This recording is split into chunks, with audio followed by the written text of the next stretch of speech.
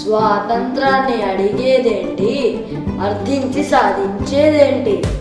ఇది మన హక్కు. అడ్డు వచ్చిన వారిని తరిమి తరిమి కొట్టు. జర్మనీ రష్యాతో మాట్లాడొచ్చా, మద్దతుగా టర్కీని తెచ్చా. బానిసత్వాన్ని నిర్మూలిస్తా, ఆత్మగౌరవాన్ని మీకు అందిస్తా. స్వాతంత్రాన్ని అడిగేదేంటి, అర్థించి సాధించేదేంటి? మహజ్వలిత ఘనత ఉన్న మన భారత చరితావళి సమృద్ధి గల దళపతిలా అడుగు ముందుకేస్తే చూడాలి.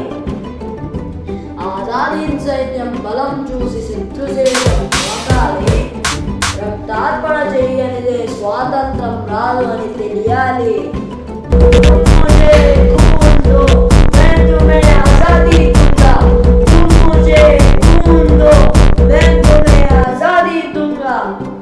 గాంధీ నెహ్రూకి ఇది నచ్చక ముద్దాయన్నా 11 సార్లు జైల్లో ఉన్నా.